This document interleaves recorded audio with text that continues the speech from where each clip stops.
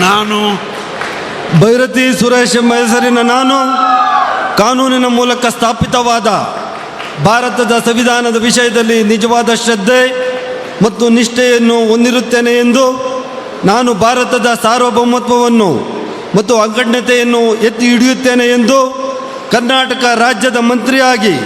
ನನ್ನ ಕರ್ತವ್ಯಗಳನ್ನು ಶ್ರದ್ಧಾಪೂರ್ವಕವಾಗಿ ಮತ್ತು ಅಂತಃಕರಣಪೂರ್ವಕವಾಗಿ ನಿರ್ವಹಿಸುತ್ತೇನೆ ಎಂದು ಭಯ ಅಥವಾ ಪಕ್ಷಪಾತವಿಲ್ಲದೆ ರಾಗದ್ವೇಷವಿಲ್ಲದೆ ಎಲ್ಲ ಬಗೆಯ ಜನರಿಗೆ ಸಂವಿಧಾನಕ್ಕೆ ಮತ್ತು ಕಾನೂನಿಗೆ ಅನುಸಾರವಾಗಿ ನ್ಯಾಯವಾದುದನ್ನೇ ಮಾಡುತ್ತೇನೆ ಎಂದು ದೇವರ ಹೆಸರಿನಲ್ಲಿ ಪ್ರಮಾಣ ಮಾಡುತ್ತೇನೆ ಹಾಗೂ ಶ್ರದ್ಧಾಪೂರ್ವಕವಾಗಿ ಪ್ರತಿಜ್ಞೆ ಮಾಡುತ್ತೇನೆ. ನಾನು ಭೈರತಿ ಸುರೇಶ್ ಎಂಬ ಹೆಸರಿನ ನಾನು ಕರ್ನಾಟಕ ರಾಜ್ಯದ ಮಂತ್ರಿಯಾಗಿ